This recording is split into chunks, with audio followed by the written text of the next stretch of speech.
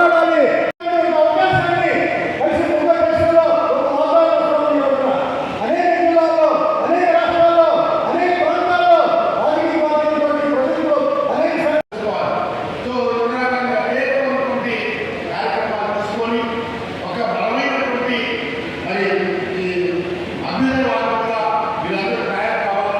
షరీఫ్లో ఇతర మతాలను కించపరచవద్దు, గౌరవించండి అని ఖురాన్లో ఉంది. మేము గౌరవిస్తున్నాం. అలాగే క్రిస్టియన్ సోదరులు కూడా మనతో మాట్లాడినప్పుడు ముస్లింలు క్రిస్టియన్లు మనమందరం హిందువులం ఒకటేనే మాట్లాడతారు, కానీ మనం వేరు వేరు అని మాట్లాడడం లేదు. నేను ఇక్కడ ఒక విషయం చెప్పదలుచుకున్నా.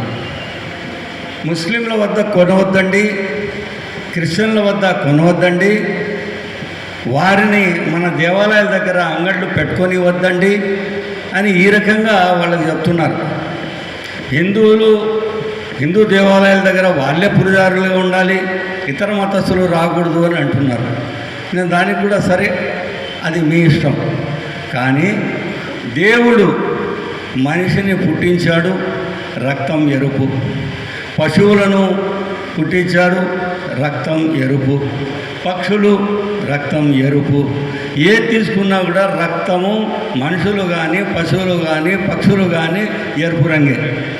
ఈ అంశాల గురించి వేరు వేరు స్థానాల్లో ఏ రకంగా ఈ దళిత క్రైస్తవుల ఇష్యూ, షెడ్యూల్ కాస్ట్ ఆగినటువంటి క్రైస్తవుల ఇష్యూ ఏ రకంగా మలుపుకు వచ్చింది. 1950లో సిక్కులు ఇంకొక మరి క్రైస్తవుల ముస్లింల యాక్టులు ఆ దళిత క్రైస్తవులు అనేటువంటి అంశాలు తీసుకోవడానికి పంజాబ్ వాళ్ళు మాత్రం గొడవ చేశారు. తారాసింగ్ అనేటువంటి నాయకుడి నేతృత్వంలో మేమందరం కూడా మజ్లిస్ సిక్స్ మేమంతా ఆ పని చేస్తున్నాం. కూడా మరి అందరికీ ఈరోజు కడప కళాక్షేత్రంలో అనేకమైనటువంటి రంగాలకు మత గురువులు, హిందువులు, ముస్లింస్తో భారతదేశంలో జరుగుతున్నటువంటి క్రైస్తవులపై దాడులు, మానవాళిని హత్యలు, చర్చపైన మేము సమావేశం బహిరంగ సభ పెట్టడం జరిగింది. మా ఆహ్వానాన్ని మన్నించి అనేక ఇక్కడ పాల్గొనడం జరిగింది. ఈ సభను ఉద్దేశించి ముఖ్యంగా నేను తెలియజేయండి ఏంటంటే, ఈ భారతదేశంలో పుట్టినటువంటి దళిత క్రైస్తవులు, ఈ భారతదేశంలో భాగస్వామ్యమైనటువంటి దళిత క్రైస్తవులు ఈరోజు పరాయి దేశం నుంచి వచ్చినటువంటి దళితులము, దళిత క్రైస్తవులము కాదు. ఈ దేశంలో పౌరత్వం ఉంది, ఈ దేశంలో జనాభా లెక్కలు మాకు భాగస్వామ్యం ఉంది, ఈ దేశంలో ఓటర్ ఉంది, ఈ దేశంలో సంపన్నమైన మాకు రైట్స్ ఉన్నాయి, ఈ దేశంలో స్వాతంత్రం యొక్క ఉద్యమాలలో దళితుల కీలక పాత్ర అనేక రకాలలో ఉంది. ఈ దేశ పౌరత్వాన్ని గౌరవించేటువంటి దళిత క్రైస్తవుల యొక్క సామాజిక న్యాయం ముడిపడి ఉంది. ఈరోజు మేము ఏం చెప్తున్నామంటే, హింసను విడనాడండి, మానవుడుగా జీవించండి అని యేసుక్రీస్తు బోధనలు మేము ప్రజల్లోకి తీసుకుపోతున్నామే తప్ప ఈ దేశాన్ని శాసించాలా, ఈ దేశ రాజకీయ అధికారాలు మా చేతుల్లో కావాలా, ఈ దేశ పాలన మాకు చెందాలనే ఒక తలంపు అయితే క్రైస్తవులకు ఏనాడు లేదు. కొన్ని మతతత్వ శక్తులు, కొన్ని రాజకీయ శక్తులు కుట్రబన్ని ఈనాడు దళితులపైన, దళిత క్రైస్తవులపైన దుర్మార్గమైనటువంటి దాడులు చేయడం అనేది హేయమైనటువంటి చర్య. ఈ భారతదేశం యొక్క లౌకిక సామాజిక రుగ్మతలకు సంబంధించినటువంటి దేశం ఇది. ఇటువంటి దేశము ప్రపంచంలో అద్భుతంగా ఒక ప్రజాస్వామ్య దేశంగా పరిగణిస్తున్నటువంటి సందర్భంలో ఈనాడు కేవలము అనగాని దళితులపైన దాడులు అనేటువంటి విషయం. మరి ఆనాడు దళితులకు మత స్వేచ్ఛ తర్వాత దేవుని పూజించే స్వేచ్ఛను కల్పించినట్లయితే ఈనాడు ఇటువంటి వివక్ష జరగదు. ఆ రోజు కూటికి గుడ్డకు లేనటువంటి ఊరు బయట జీవిస్తున్నటువంటి మాకు దేవుడు అవసరం కాబట్టి దేవులను, రాములను, కృష్ణులు కొంతమంది దేవులను కొనసాగితే గురుకుల వ్యవస్థ ఆ యొక్క విలువలను మాకు దక్కనీయకుండా చేసింది. అది కేవలము ఆ దేవుడు ధనవంతులకే పరిమితమనే పద్ధతిలో మమ్మల్ని దూరంగా పెట్టడం వల్ల ఈనాడు దళిత క్రైస్తవులందరూ కలిసి కూడా యేసు స్వామిని కొట్టడం ద్వారా మేము ఈనాడు దేవుని విశ్వాసమైనాం. ఈరోజు క్రైస్తవులుగా పిలుపుతున్నటువంటి మేము కేవలం దళితులు మాత్రమే కానీ క్రైస్తవ కులాలకు సంబంధించినటువంటి వ్యక్తులకు కాదు.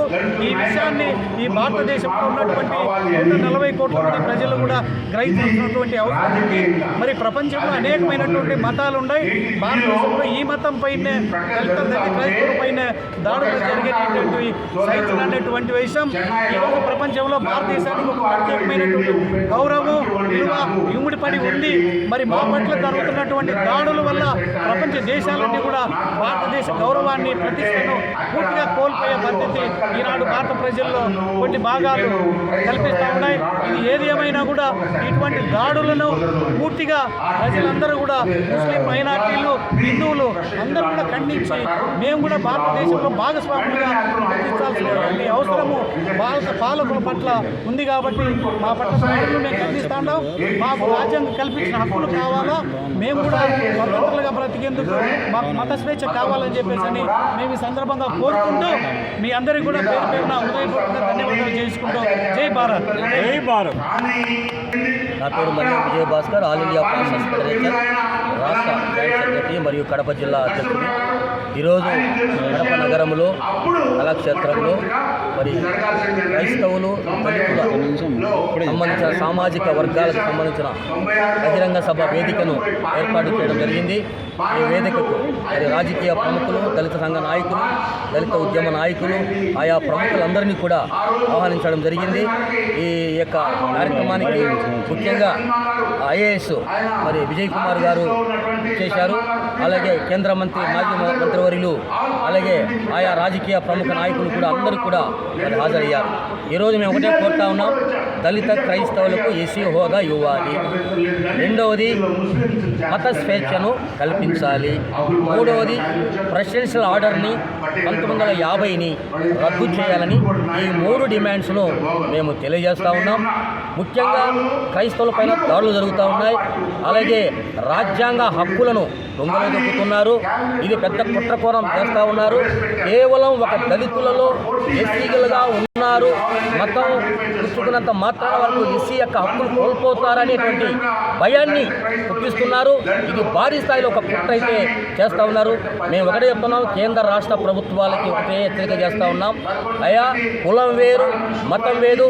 రాజ్యాంగం ఆర్టికల్స్ ప్రకారము మరి మత స్వేచ్ఛ, మత స్వాతంత్రం ఉంది. కులానికి మతానికి సంబంధం లేదు. ఆయా కోర్టు ఇచ్చాయి, ఏమనిచ్చాయి? మతం వేరు, కులం వేరని. కానీ ఈ రోజున మతం పేరుతో, కులం పేరుతో రకరకాల మరి చిచ్చులు పెట్టి కుట్రలు చేస్తూ మరి సామాజిక వర్గం, దళిత సామాజిక వర్గం, అటు క్రైస్తవ సామాజిక 2 వర్గాలను మరి మరి విభాగం చేసి మరి వారిని ఇబ్బంది పెట్టే పరిస్థితుల్లో ప్రమాదం చేస్తున్నారు. కాబట్టి ఈ విషయాన్ని కేంద్ర రాష్ట్ర ప్రభుత్వం హెచ్చరిక చేస్తున్నాం. RRR రఘురామకృష్ణరాజు అని ఆయన ఈరోజు క్రైస్తవ యొక్క ప్రార్థనా మందిరాలను తొలగిస్తామంటున్నారు, కూల్చివేస్తామంటున్నాడు. అలాగే వారికి ఎక్కడ కూడా ప్రార్థనా మందిరాల్లో సౌండ్ పెట్టకూడదని ఆదేశిస్తున్నారు. కాబట్టి సామాజిక న్యాయం, ప్రతి ఒక్క మతానికి గౌరవం ఉంది, ప్రతి ఒక్క కులానికి గౌరవం ఉంది.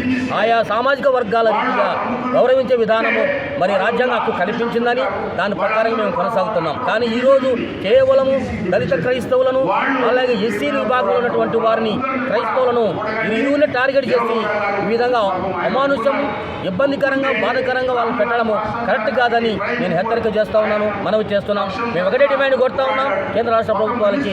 3 అంశాలు. ఒకటి మత స్వేచ్ఛ కల్పించాలి, రెండవది ప్రెసిడెన్షియల్ ఆర్డర్ని 1950ని రద్దు చేయాలి, అలాగే దళిత క్రైస్తవులకు ఎస్సీ హోదా కల్పించాలని సందర్భంగా నేను తెలియజేస్తా ఉన్నాను. Thank you.